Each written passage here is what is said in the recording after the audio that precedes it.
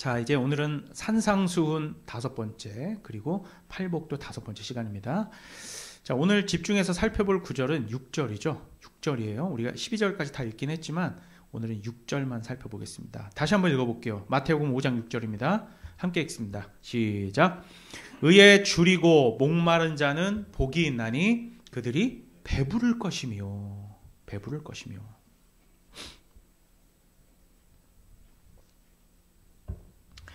자, 여러분들 여기에 계신 분들 중에 다이어트 안 해보신 분들은 거의 없죠. 그죠? 다이어트는 다 해보셨을 겁니다. 거의 100%가 아닐까 싶은데요. 여러분, 다이어트가 쉽습니까? 어렵습니까? 여러분 입술로 고백해 보세요. 다이어트가 무지하게 어렵죠.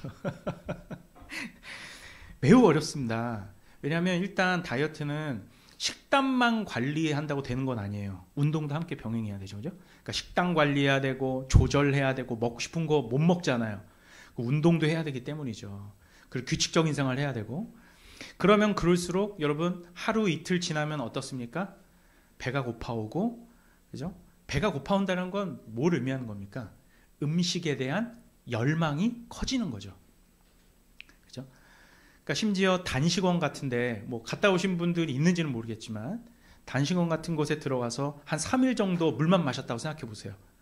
3일째 되는 날 이제 자려고 누웠어. 잠이 옵니까?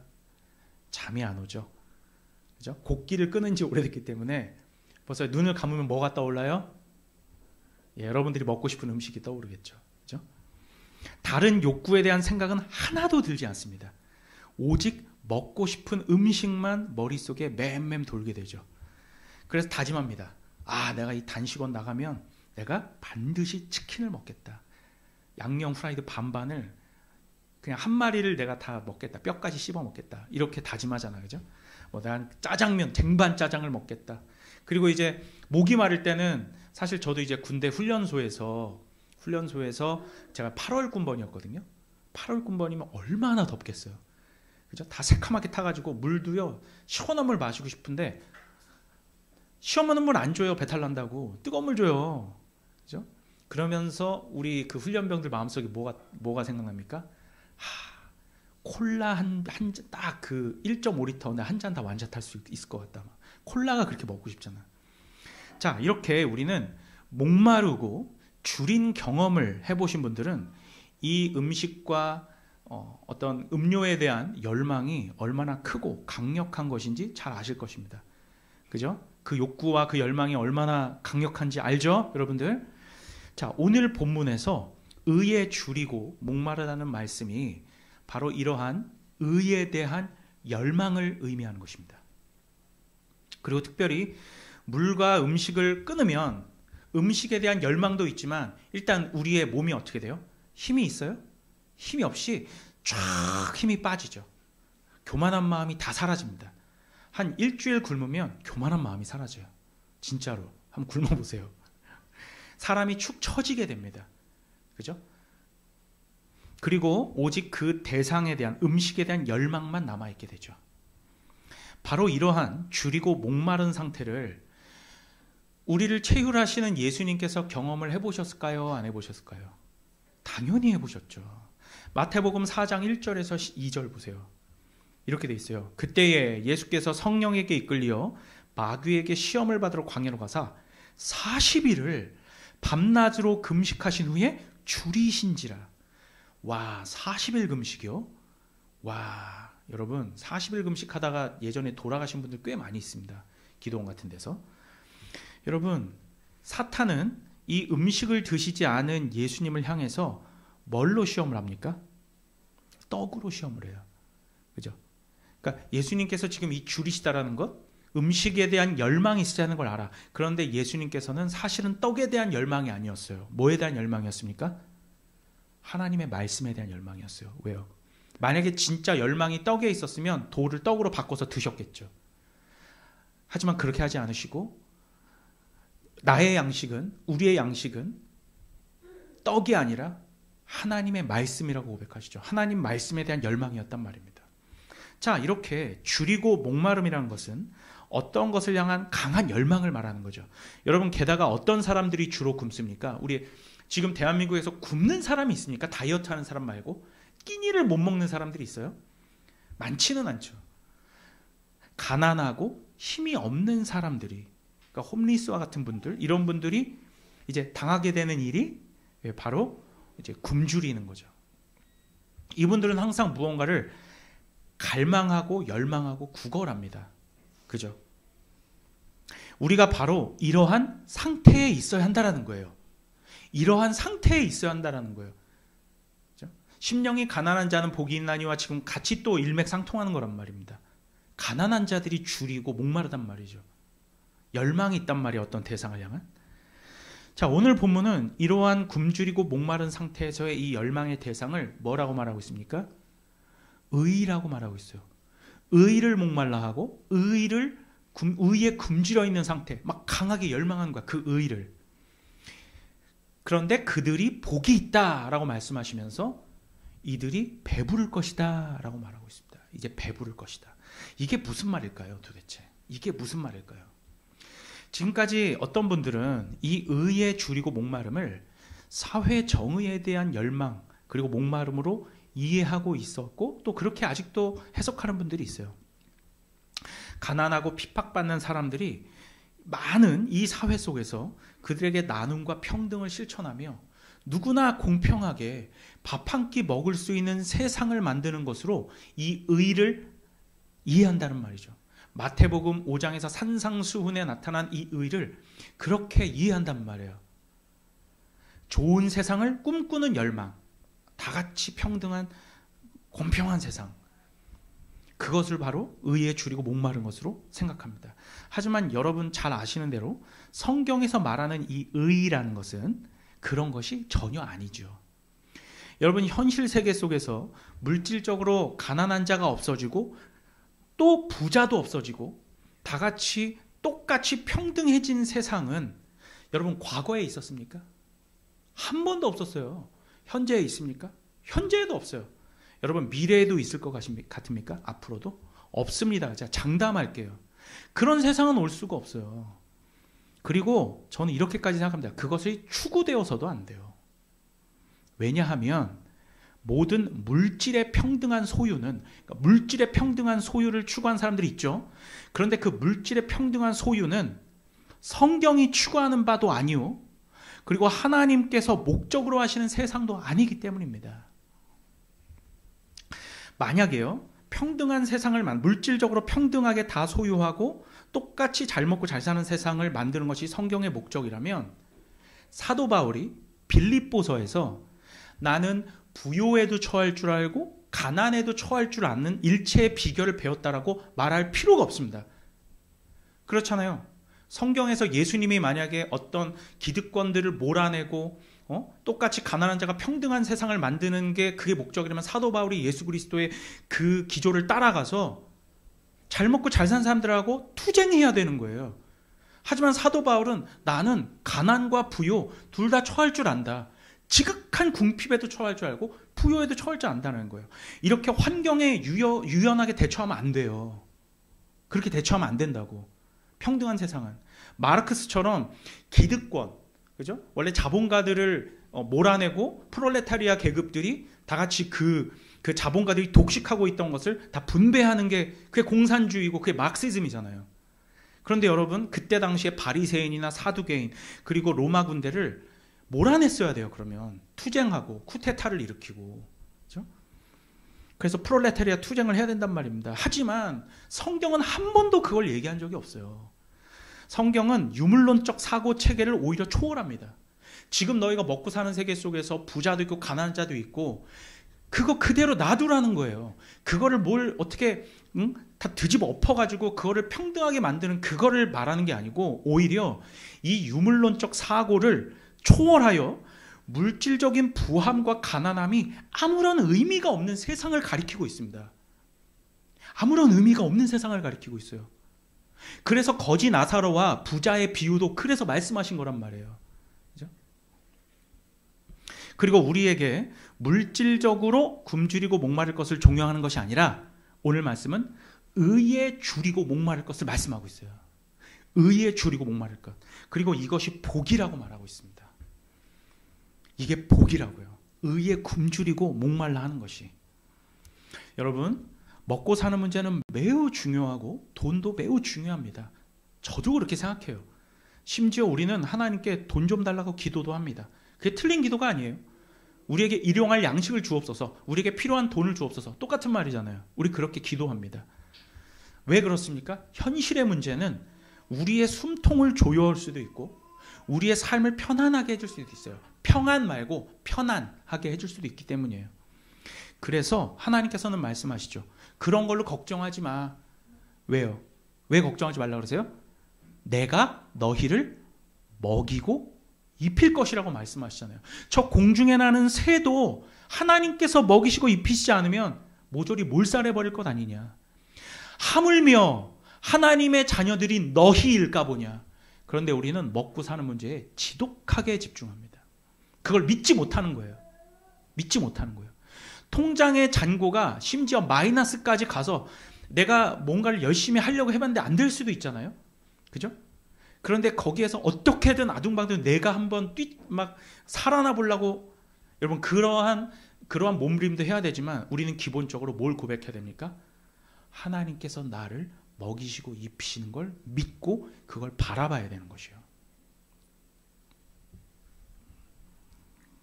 이건 믿는 사람들만 경험할 수 있는 겁니다. 믿는 사람들만 경험할 수 있어요. 아, 하나님께서 때와 시에 맞춰서 내가 정말 목구멍까지 딱 차서 딱 죽겠다 싶을 때 뭔가를 도와주시고 넘어가게 하시고, 그렇게 하면서 우리에게 가르쳐주는 게 뭐냐면, 난 이런 기적의 하나님이야가 아니라 내가 너 도와주고 있어. 내가 널 지켜보고 있어. 내가 너를 먹이고 입히고 있어. 걱정하지 마. 이 말씀을 우리에게 하시는 거예요, 현실 속에서. 그건 믿는 사람만 알아요. 이게 믿는 사람만 경험하는 거예요. 자, 하지만 또 이러한 측면이 있습니다. 우리가 하루하루 살아가고 있는 이 삶과 인생, 그리고 이 지구와 우주라는 것은 장차 완성될 그리스도의 나라, 새하늘과 새 땅이 도래하기까지 점점 소멸되어져 가는 모형과 모델하우스에 불과하다는 것을 꼭 기억해야 합니다. 이 세상은 뭔가가 더 좋아지는 게 아니라 오히려 소멸되어 간다는 거예요. 오직 모든 존재는, 이게 진짜 중요한 얘기인데, 오직 모든 존재는 그리스도 안에서만 영원의 의미가 있습니다. 그리스도 안에 있을 때만 영원이라는 거, 에버라스팅이라는 게 거기에서만 의미가 있어요. 이 세상에서 여러분들이 소유하고 있고 붙들고 있고 간직하고 있고 나와 붙어있는 그 모든 물질들, 유물론적 것들은 전부 다 영원하지 않아요. 다 유한한 거예요. 다 없어질 것들이란 말입니다. 이 세상의 물질 중에 영원한 것은 아무것도 없어요. 우리의 몸도 마찬가지죠. 우리의 새로운 육신을 입기, 부활체를 입기 전까지 우리의 육신은 점점 썩어져 갑니다. 영원히 썩어져 갈 거예요. 그렇죠? 죄송합니다. 오늘도 하임이가 또 설교를 하고 있는데 예. 너무 좋아요. 네. 여러분, 자, 그러면 제가 여러분께 여쭙겠습니다. 영원한 것은 아무것도 없는데 성경에선 오직 영원한 게 있다. 그것은 이것이다 라고 말하고 있습니다. 뭡니까 그게? 예, 그렇습니다. 푸른 마르고 꽃은 시드나 하나님의 말씀만 영원하다고 이사야 선지자는 말하고 있어요. 이사야서 봅시다. 이사야 40장 8절. 이거 함께 읽겠습니다. 이게 여러분들의 삶의 모토가 되십시오.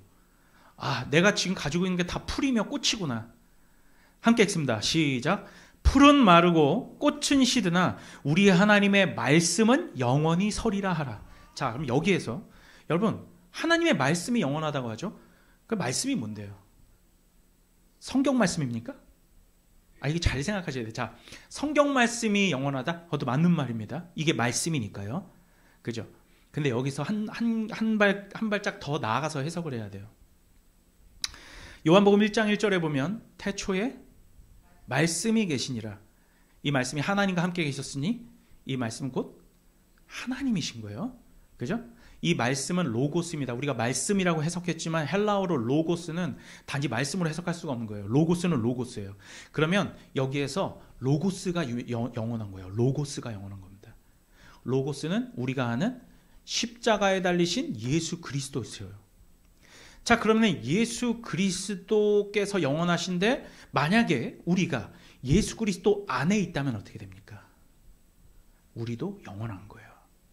우리가 말씀 안에 거하라고 하죠. 나의 안에 거하라. 아까 우리 찬양을 괜히 한 게 아니란 말이에요. 나의 안에 거하라. 예수 그리스도 안에 있을 때, 그 말씀 안에 있을 땐 모든 것이 영원한 거예요. 그러면 우리도 영원한 겁니다. 바로 이걸 말하는 거예요. 우리가 풀과 꽃 사이에서 행복해, 이 지상낙원 풀과 꽃이 이 만연한 이 가든과 같은 이 에덴 동산과 같은 너무나 행복해, 이게 영원할 것 같으십니까? 이사야는 시들어버리고 말라버릴 거라고 말하죠. 하지만 우리는 그리스도 안에 있을 때 영원한 거예요. 로고스 안에 있을 때. 여러분, 이 땅에 우리는 맨몸으로 왔다가 맨몸으로 갑니다.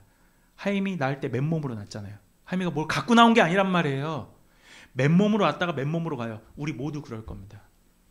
물론 마지막 때에 우리는 새로운 육신을 입고 부활할 것이지만 여기가 중요한 겁니다. 우리가 물질적으로 풍요한 상태에서 살다 죽던, 가난한 상태에서 살다 죽던, 그것은 우리 죽음 이후의 삶에 그 어떠한 의미도 없고 아무런 영향을 끼치지도 않는다는 것을 꼭 기억하셔야 돼요. 우리가 아는 과거의 재벌들이 있습니다. 뭐 실명으로 다 알려진 분들이니까 뭐 이병철 회장님 삼성의, 이건희, 그 롯데 신격호, 송파에서 가장 유명한 분은 신격호 회장님이죠. 그죠? 이분들 다 돌아가셨어요. 천수를 누리다가 정말 좋은 거 드시고 많이 소유하다 가셨어요. 이분들 뭘 가져가셨습니까? 지금 그분들이 어디 계시다 전 말할 수는 없어요. 제가 유추는 하고 있지만 말할 수는 없어요. 이분들이 뭘 가져갔습니까 도대체? 이름을 남겼다고요? 이름 남기면 뭐가 의미가 있습니까? 의미가 있어요? 이름을 이 세상에 이름을 남긴다는 게?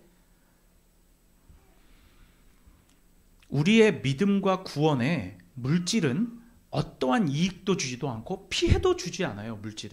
물질이 피해를 주거나 이익을 주는 게 아니란 말입니다. 물질은 제가 항상 뭐라고 말합니까? 도구에 불과하다고요. 인스트루먼트라고요. 툴이에요. 그리스도인들은 이 모든 물질을 하나님 나라를 위한 도구로 사용해야 된다고. 그걸 물론 누리는 것도 있겠죠. 어느 일부분은. 거기에 빠져 있다가는 풀과 꽃처럼 말라버린 거예요. 같이. 여러분, 물질은 우리 구원에 아무런 영향을 주지 않는 것. 이것이 진짜 공평함이에요. 공평함은, 성경적 공평함이 이거죠.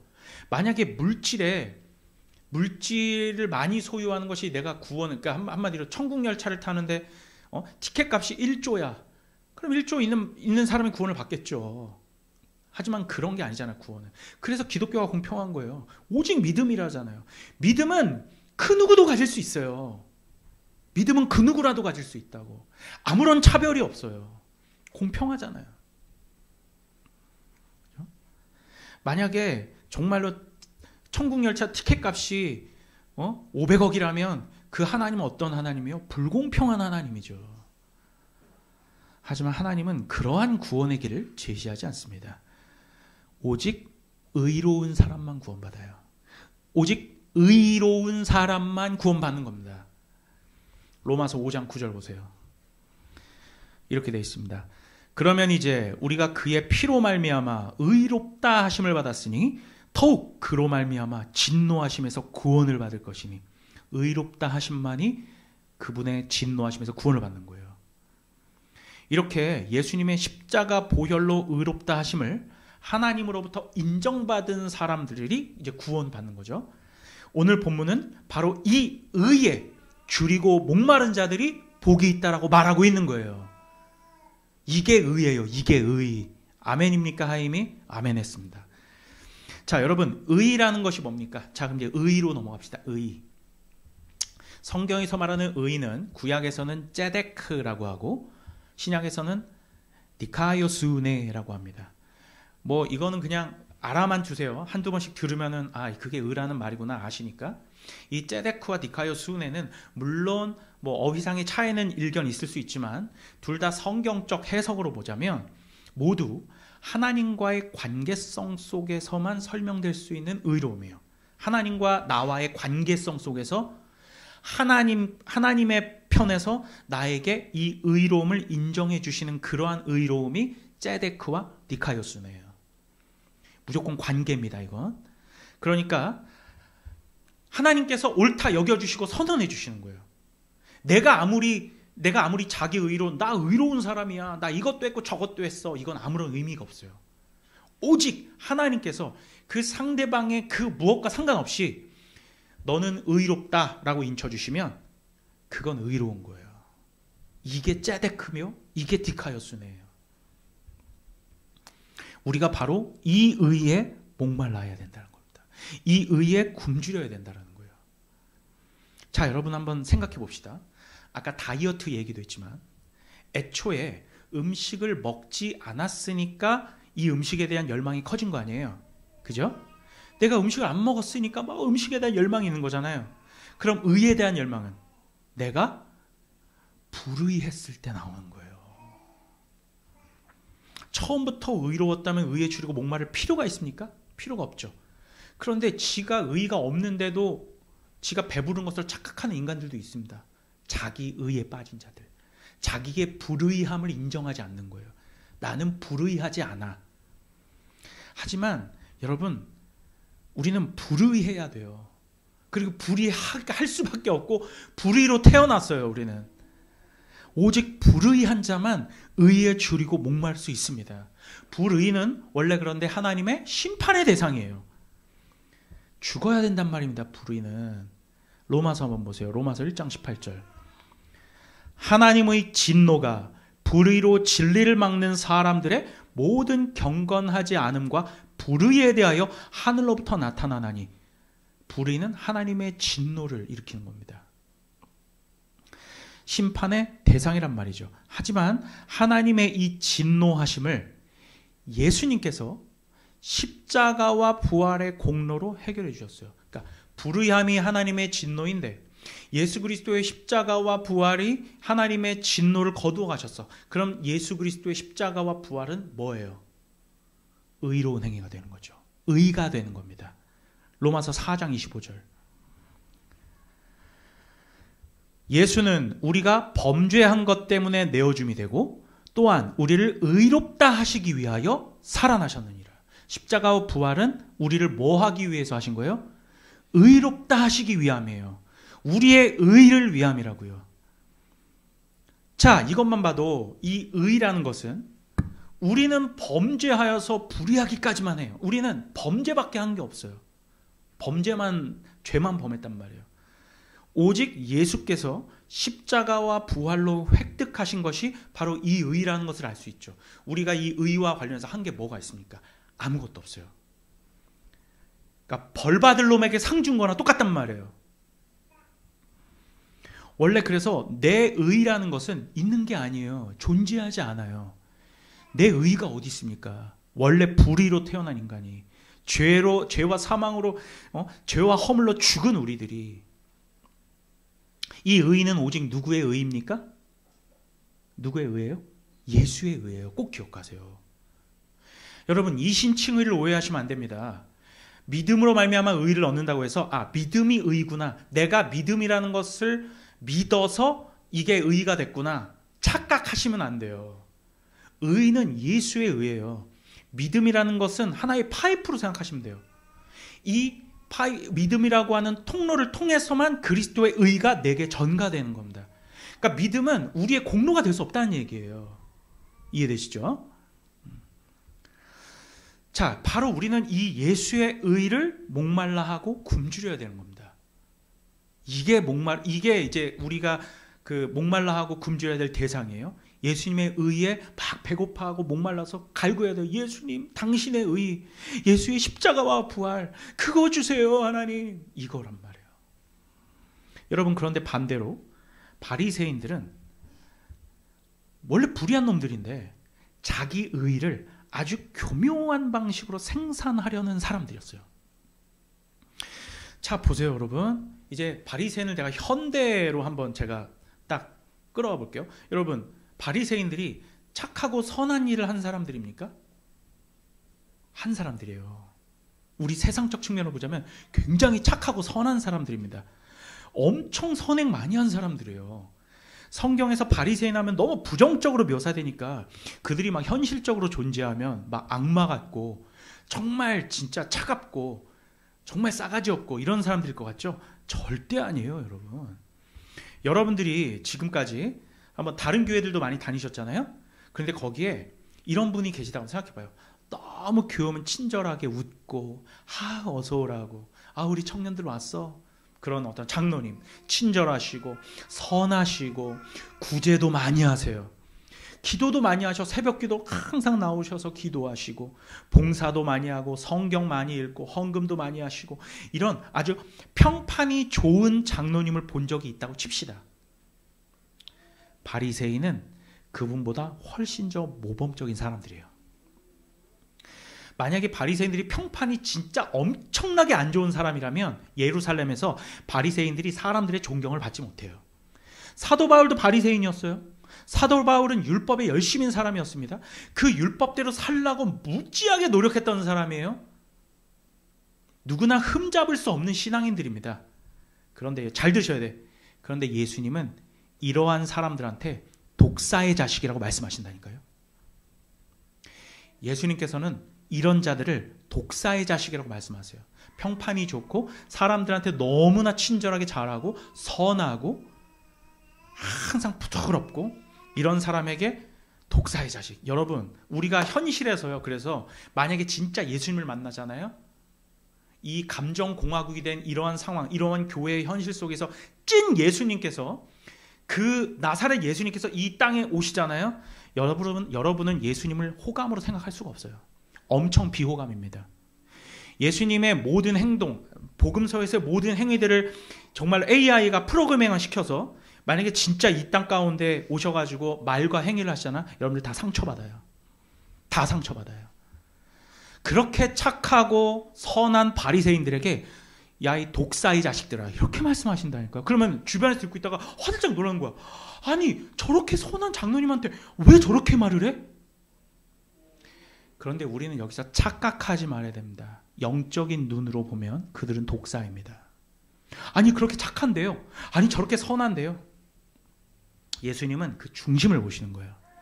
예수님은 사람의 행위를 보시는 게 아니라 중심을 보시기 때문에 사람들이 너무 착한데, 너무 좋은 분인데, 근데 예수님은 독사의 자식들아. 보면은 너무 악한 인간이야. 저거 맨날 술이나 처먹고 막 그냥 사람들한테 괴롭히나. 근데 그에게 뭐라 하면 너에게 오늘날 구원이 있을 것이다. 이렇게 말씀하신다고. 사람의 눈을 버리란 말이에요. 교회에서 착한 행위 많이 한다고 너무 좋은 신앙이라고 모범을 받아야, 본을 받아야겠다. 그런 생각이 다 바리새와 같은 생각이란 말이에요. 중심을 보신다니까요. 예수님께서는. 바리새인들은 그러한 착한 행위로 사람들한테 이거 내 의로운 행위야 이렇게 말 안 해. 자기 마음속에서 이게 나의 의지, 이게 하나님으로부터 내가 인정받는 거야. 자기 의를 드러내요. 하나님과 사람들에게 찬사와 칭송을 받고 너무 장로님 착하세요. 너무 선하세요 장로님. 장로님 같은 분 너무 좋아요. 이러한 찬사와 영광을 가로채려고 하는 사람들입니다. 예수님께서는 그런 자들에게 독사의 자식이라고 하세요. 내가 세상에서 하는 좋고 착한 일들이 하나님 나라에서 내가 무슨 벽돌이나 한 장 쌓게 되기를 원하는 사람들 있죠. 그게 바로 예수 그리스도의 십자가를 무의미하게 만드는 거예요. 하지만 주님은 그런 일들을 똥걸레만도 못한 일로 여기신다니까요. 제가 증명해 볼게요. 누가복음 18장 9절에서 14절 보세요. 함께 읽겠습니다. 누가복음 18장 9절에서 14절. 9절부터 14절 함께 읽습니다. 같은 목소리로 시작.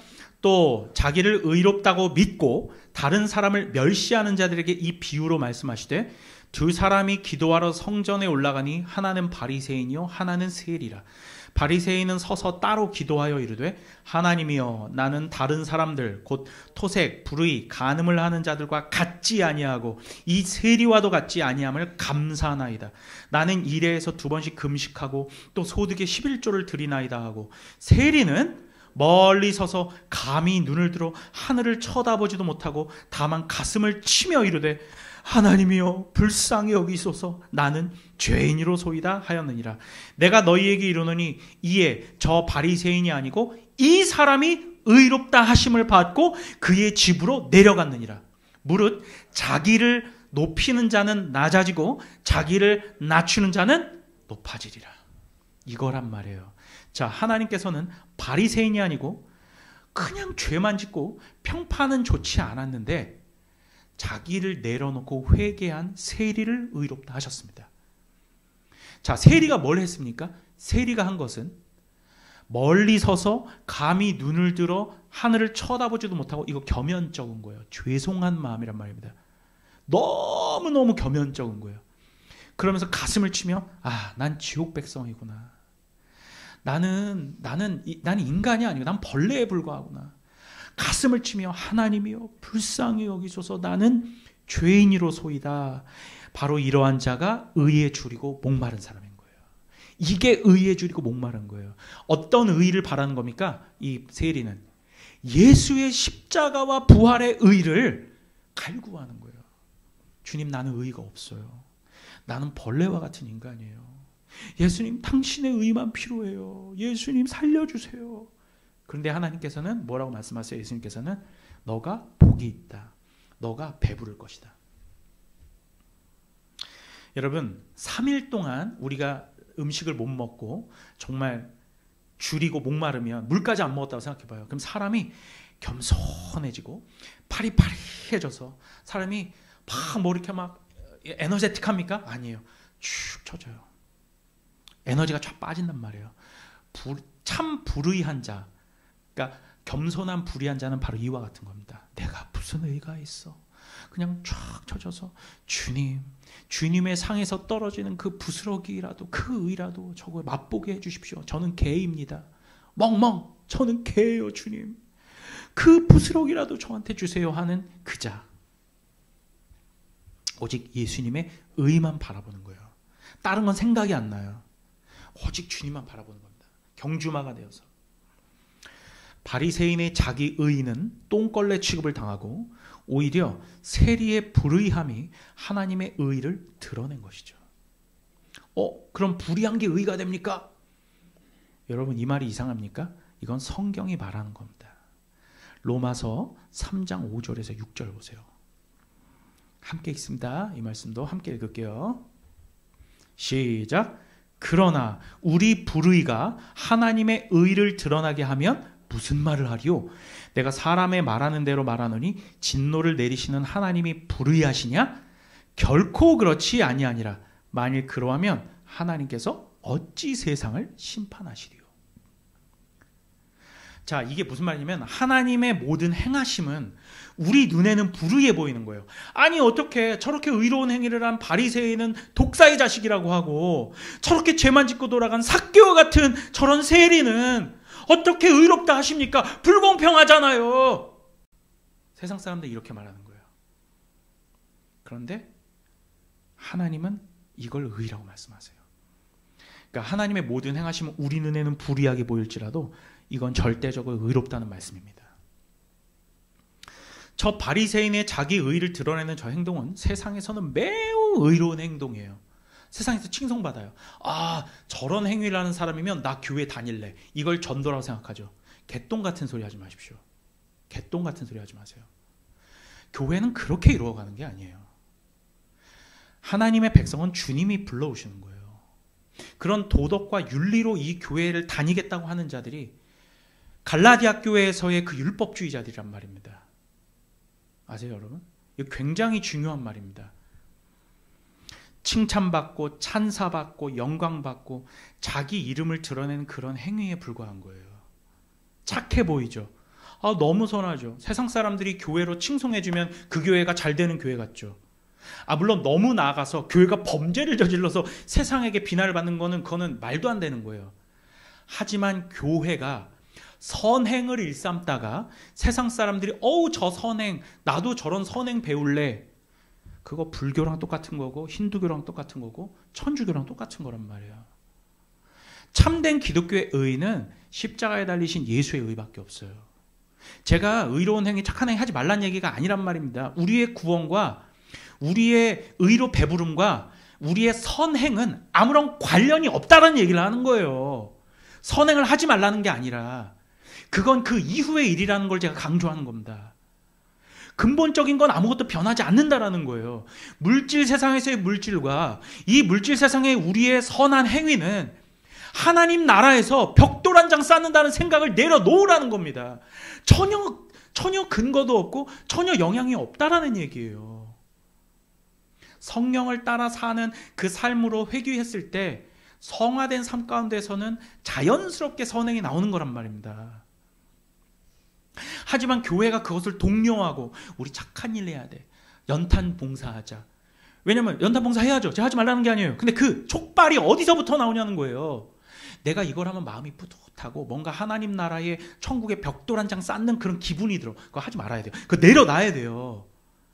그건 구원과 직결되는 문제란 말입니다. 오직 우리가 예수의 십자가의 의만 오롯이 붙들고 있어. 내가 하는 모든 행위는 똥걸레야. 그럼 하면 돼요. 그때는 선행을 해도 돼요. 진짜예요. 이거예요. 이게 선행이에요. 여러분, 가난하고 핍박받는 사람들을 돕는 것은 초대교회에서도 했던 겁니다. 했었어요. 하지만 초대교회 사람들은 그것을 자기의 의라고 조금도 생각하지 않았어요. 그냥 당연한 거예요. 내가 착한 일 했다고 교회에서 인정받을 생각도 안 해요. 근데 잘못 배운 사람들은 교회 안에서 내가 바쁜데도 나와서 이거 했는데, 내가 지금 바빠 죽겠는데, 그 바빠 죽겠다는 건 자기 돈벌이 때문에 바쁘다는 거 아닙니까? 그거를 내가 희생하고 교회에 나왔는데 나한테 이따위 대접을 해? 이런 마음을 가지는 건 하지 말아야 돼요. 교회에서 나를 욕하고 해도 하나님께서 시키신 일이라면 나는 이걸 하겠어. 나 주보 접기를 할 거야. 하지 말라고 해도 해야 되는 게 주님 일이란 말입니다. 근데 이게 거꾸로 됐어요. 인정받지 않으면 나 완전히 이따위 취급받는 거야.